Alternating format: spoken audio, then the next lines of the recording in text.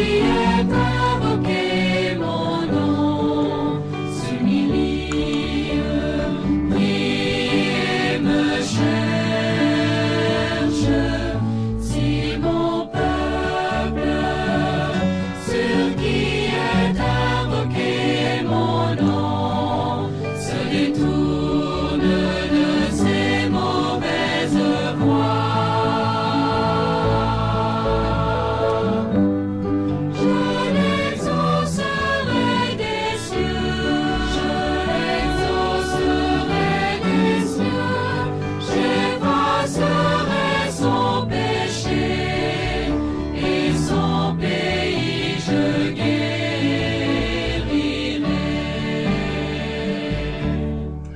Bonjour à tous, bienvenue dans notre monde de la spiritualité et le thème de mon message aujourd'hui est « Enchaîné à la porte de mon enfer ».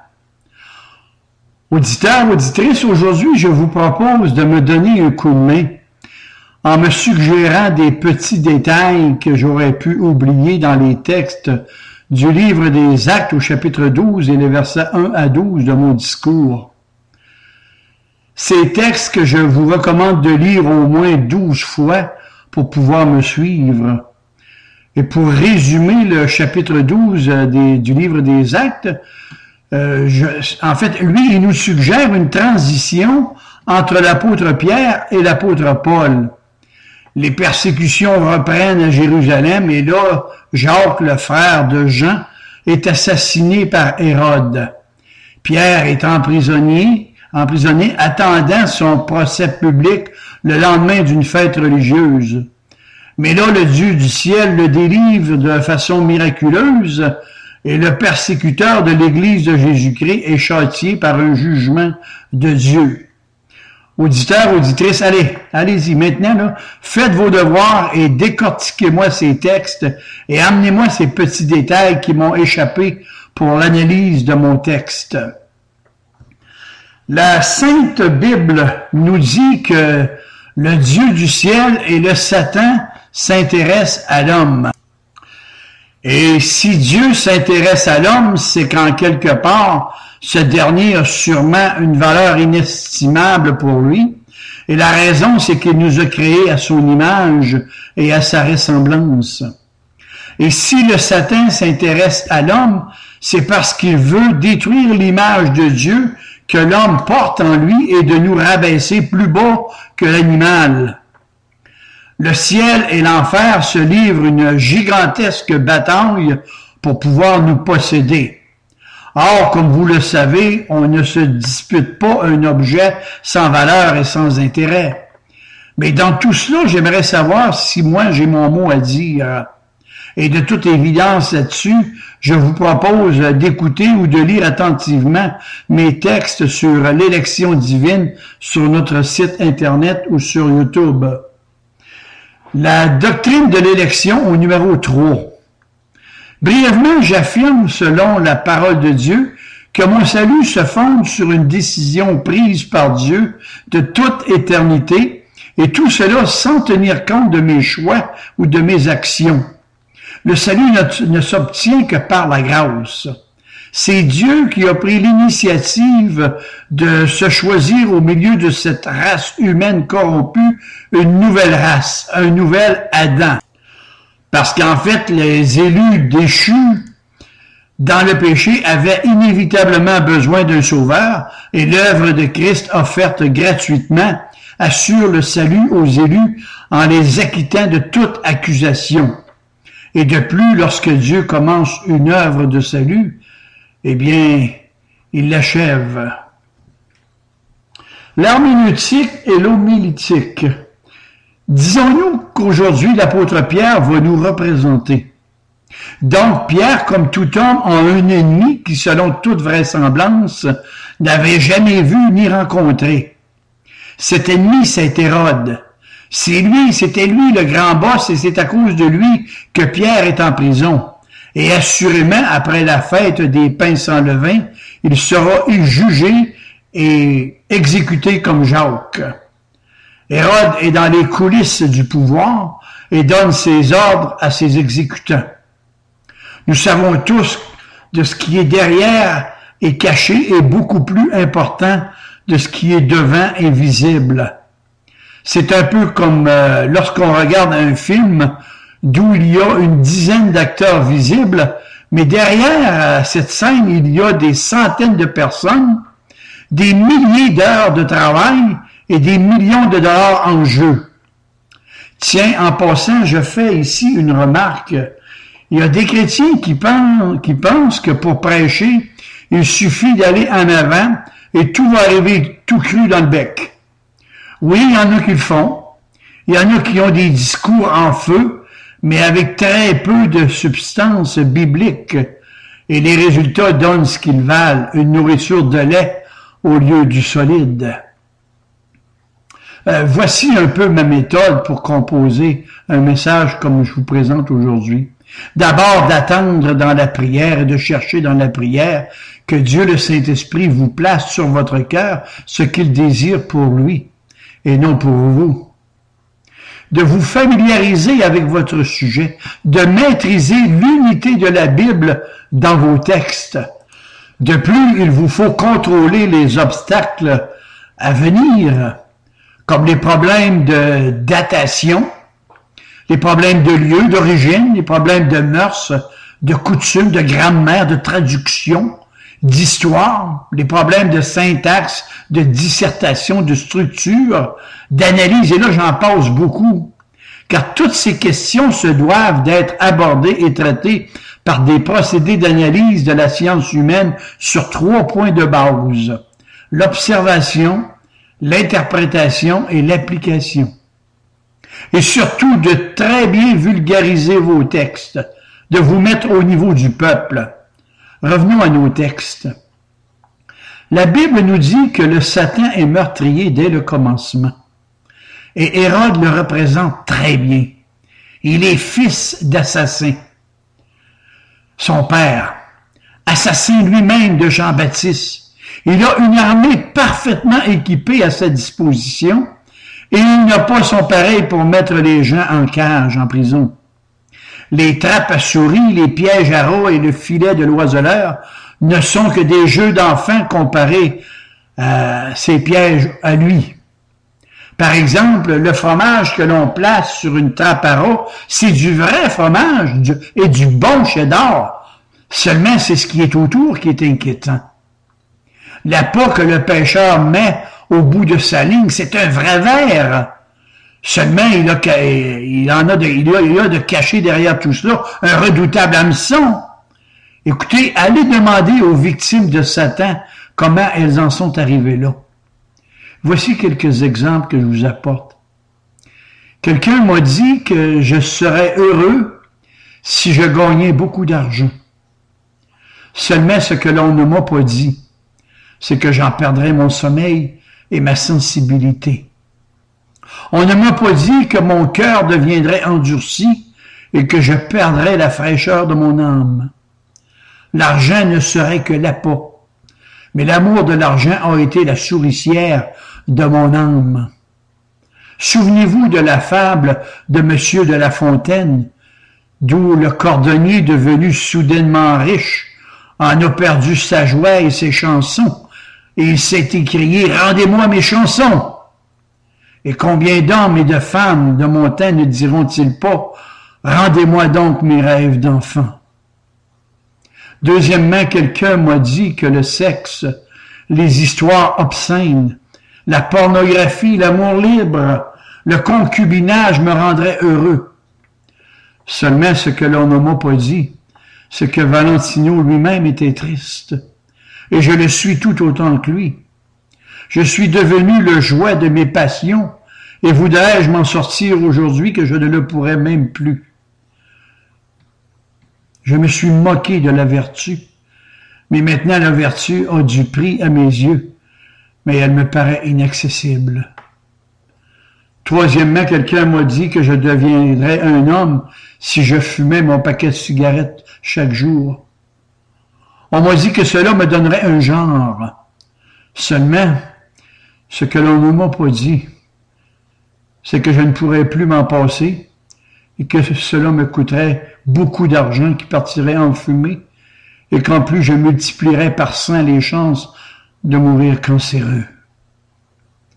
Quatrièmement, le fils prodigue pourrait nous dire, quelqu'un m'a dit que si je balayais tous les interdits de la maison de mon père, et que si je brisais tous les carreaux de la religion, ou que j'irais dans un pays éloigné pour y vivre avec les bons vivants et les jolies filles, je serais heureux. Seulement ce que l'on ne m'a pas dit, c'est qu'on me laisserait tomber comme une vulgaire chaussette et que je finirais comme un cochon pour garder les cochons, et tout cela, on ne me l'a pas dit. Cinquièmement, quelqu'un qui était un spécialiste de la fraude m'a dit que si on faisait un vol, un braquage de la banque, on aurait de l'argent pour y vivre des années sous les cocotiers. Seulement, ce que l'on ne m'a pas dit, c'est que j'allais me faire pincer et maintenant, je suis fait comme un rat et que les plus belles années de ma vie, je vais les passer derrière les barreaux. Sixièmement, quelqu'un m'a dit que mes affaires iraient mieux si j'allais consulter des 10 heures de bonne aventure, que ma santé irait mieux si j'allais consulter un guérisseur, un sage ou un marabout. Seulement ce que l'on ne m'a pas dit, c'est que dans mon âme, il y aurait des dommages collatéraux, des effets secondaires, et que celle-ci serait cuirassée à l'Évangile. C'est vrai que j'ai consulté ces gens-là, et maintenant je me sens endurci contre la foi en Jésus-Christ, et ça, on ne me l'a pas dit. Septièmement, quelqu'un m'a dit que si je me piquais à l'héroïne, je trouvais le ciel au bout de la seringue. Mais ce que l'on ne m'a pas dit, c'est que le ciel de la drogue est un enfer.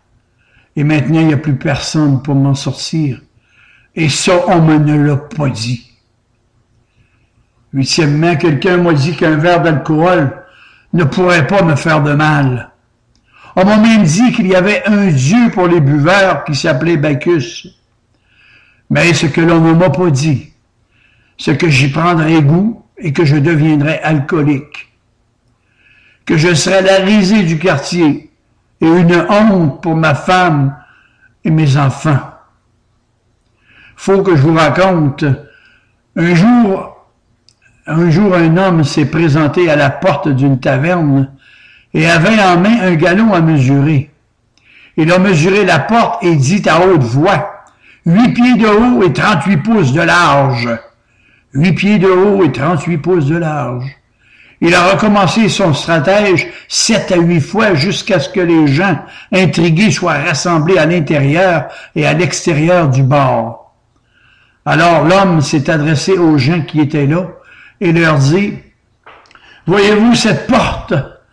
Elle a 8 pieds de haut et 38 pouces de large. J'avais une maison. Et elle est passée par cette porte. J'avais de beaux meubles, et ils sont passés par cette porte. J'avais des économies, et elles sont passées par cette porte. J'avais une bonne santé, et le médecin m'a dit que ma santé a aussi passé par cette porte. J'avais une bonne réputation, on pouvait me faire confiance, et aujourd'hui on dit de moi c'est un pauvre ivrogne. J'avais un cœur sensible. Je ne pouvais pas voir ma femme et mes enfants pleurer. Mais combien de fois n'ai-je pas fait pleurer ma femme et mes enfants à cause de cette porte? Mon bonheur est passé par cette porte. Et souvent j'en suis sorti en chantant. Mais au fond de mon cœur, j'étais malheureux. Et se tournant alors vers la porte, avec la rage au cœur, il dit, « Porte de bord! Plus jamais je ne te franchirai. » Et les autres qui étaient là ont dit, il a raison, il a raison. Mais tous, trop faibles ou trop lâches, sont repassés par cette porte. Neuvièmement, quelqu'un m'a dit que pour être heureux, je devais avoir un peu de religion.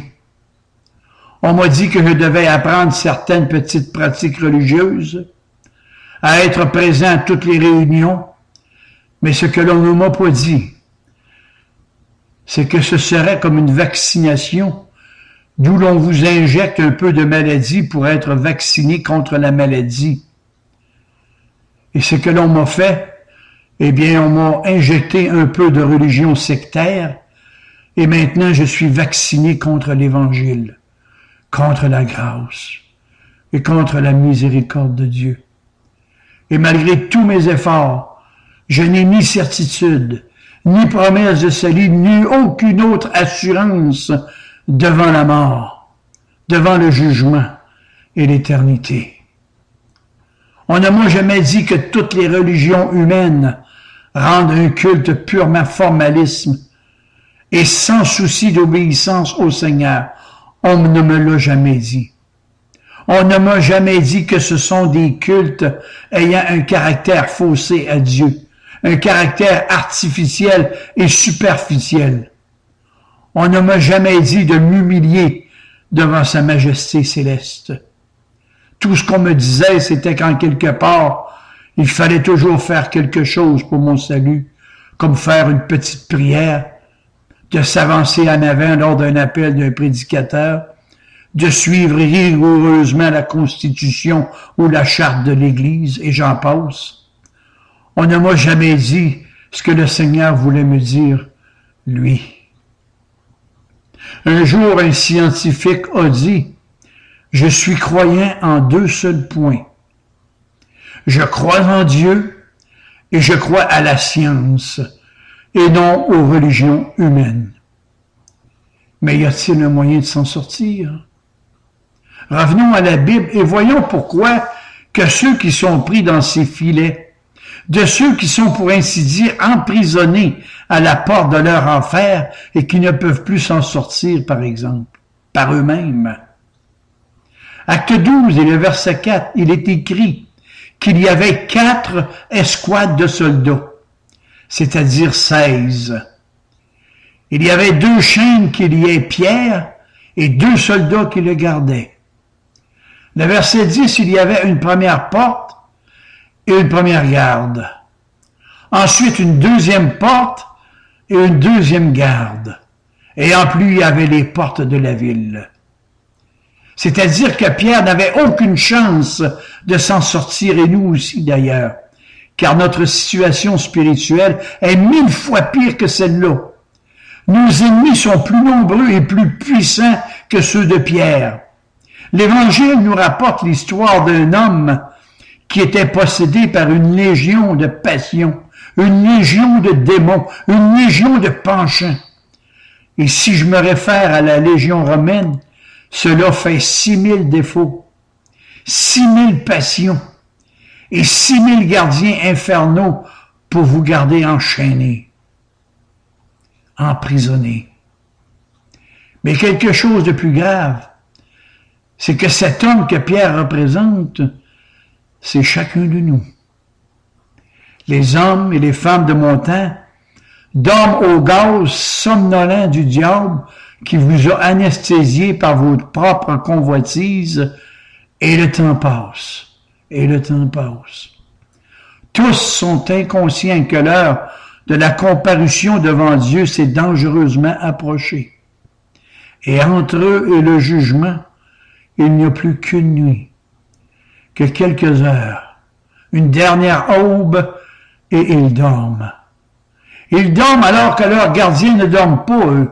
Les juges ne dorment pas. Le grand accusateur est là, debout, prêt à les accuser au tribunal qui va décider de leur avenir éternel. Dans une heure, ils vont être traînés, là où le secours de la grâce n'est plus possible. Ils vont basculer dans les temps de feu et de soufre, d'où on ne sort plus. Maintenant, je vais vous raconter comment l'ange, le messager de Dieu, s'y est pris. C'est très important. Voyez au verset 7. Il a commencé par réveiller Pierre. Il n'a pas commencé par endormir les gardes, ou par ouvrir les portes, ou même faire tomber les chaînes. Non! Il a commencé par réveiller Pierre. Et le salut de l'homme ne commence jamais par son entourage. Hélas, il faut le dire, c'est notre problème numéro 1. Ce n'est pas les autres, c'est nous-mêmes. Bien sûr, souvent les autres peuvent nous créer des problèmes, mais dans notre problème, Dieu doit intervenir lui-même, car nous sommes tous des incapables dans le domaine du spirituel. Ce que Dieu veut, c'est de nous donner une prise de conscience du lieu et dans l'état que nous sommes. Et lorsque Dieu visite quelqu'un, celui-ci est éveillé au sentiment de sa fausse sécurité et prend conscience de son état de perdition. C'est toujours là que Dieu veut vous amener. Lorsque Dieu veut sauver une personne, parce que de par lui-même, l'homme ne peut pas désirer le salut, avant même d'avoir au moins compris qu'il est perdu. Et dans les textes, le messager de Dieu est un ange. Mais lorsqu'il s'agit de notre salut éternel, Dieu nous envoie le Saint-Esprit de nos jours qui nous persuade de péché, de justice et de jugement. J'admets qu'être bousculé de la sorte, qu'être tiré d'un rêve imaginaire et d'entendre dire que tout va mal, s'éveiller en sursaut comme Pierre, enchaîné en prison avec 2 soldats, 2 chaînes, 2 portes verrouillées, et devant soi l'exécution capitale et l'impossibilité de s'en sortir, c'est une bien désagréable mission que Dieu confie à ses serviteurs. Ce n'est pas de gaieté de cœur que je vous dis ces choses. Je dirais volontiers, comme le grand prédicateur français Adolphe Monod, « Oh la croix! Oh la croix de la prédication de la croix! Oh la croix de la prédication de la croix! » Notez à présent, auditeurs, auditrices, au milieu du verset 7, « Voici un ange survint. » Et je souligne ce qui suit. « Et une lumière brilla dans la prison. » Une lumière brille dans la prison, c'est-à-dire qu'au sein d'une situation sans espoir, sans issue, une présence va tout changer. Et c'est vrai que lorsque Jésus-Christ s'approche de quelqu'un et qu'il entre dans sa vie, rien n'est plus jamais le même. Avant que les chaînes tombent, avant que les portes s'ouvrent, il y avait un plus dans la prison. Il y avait quelqu'un en plus. Exactement comme dans l'Ancien Testament, dans le livre de Daniel, lorsque 3 jeunes gens ont été jetés dans la fournaise ardente, chauffés 7 fois plus, Nebuchadnezzar a regardé, et en plus des 3 jeunes gens, il y en avait un 4e qui avait l'aspect d'un fils de Dieu. Et vous savez, il arrive des fois d'où nous sentons que dans notre vie, il nous manque quelque chose. Et nous la remplissons par des choses et des choses, jusqu'à ce que nous découvrons que ce n'est pas des choses dont nous avons besoin, mais de quelqu'un, de Jésus-Christ, qui par sa seule présence en nous apportera un rayon de lumière dans la grisaille de nos vies. Maintenant, je l'avoue humblement, il y a dans ce récit des choses que je ne peux expliquer. C'est comme lorsque Dieu a converti par sa grâce une personne et il se passe des choses étranges qu'on ne peut pas expliquer. Comment le messager est-il entré dans la prison? Je n'en sais rien. Et comment Jésus-Christ entre dans une vie? Je n'en sais rien. Mais je sais que c'est vrai. Comment les chaînes sont tombées toutes seules? Et comment Jésus-Christ fait tomber les chaînes de nos passions? Ne me demandez pas de vous l'expliquer, mais une chose que je sais, c'est que c'est vrai. Par contre, ce que je peux vous expliquer, et après tout, c'est ce qui compte, c'est pour me sortir de moi-même, de mes péchés, de ma condamnation, de ma perdition, c'est que Jésus-Christ a dû entrer en moi. Ça, je peux vous l'expliquer, car je vous parle de mon expérience. Il a pris à son compte tout ce qui faisait le malheur de ma vie. Mes liens, il les a pris lorsqu'il a été lié comme un malfaiteur. Mes angoisses, il les a prises lorsqu'il commença à éprouver des angoisses dans le jardin de Gethsémani. Mes péchés, il les a pris lorsqu'il a été fait péché pour moi. Et selon ce qu'il est écrit, l'Éternel a mis sur lui les péchés de nous tous. Chers auditeurs, auditrices, sur ce que je viens de vous dire, je vous propose le sermon 46 sur notre site internet Ésaïe 53 et vous me reviendrez là-dessus. Mon jugement, il l'a pris quand il a été abandonné de Dieu sur la croix.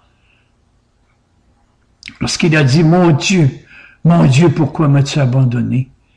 Il criait mon cri, le cri de mon âme. Ma Bible me dit qu'il est mort pour tous les élus déchus dans leur péché.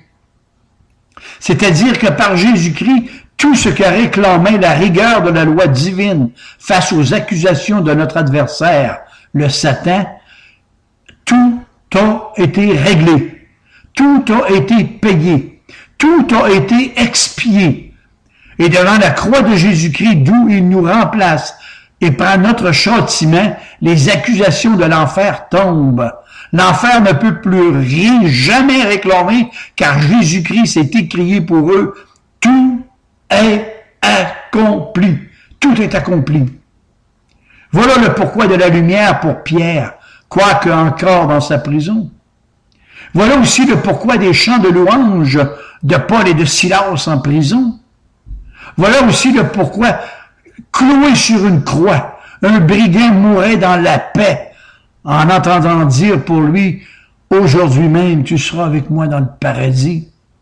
Et encore là-dessus, je vous propose le sermon numéro 12 sur notre site internet ou sur YouTube, le béni et le maudit, numéro 12. Auditeurs, auditrices, nous avons vu aujourd'hui qu'avec Dieu, la délivrance arrive lorsque tout espoir est perdu. Pendant la lecture de mes textes, voyez au-delà des mots et des phrases.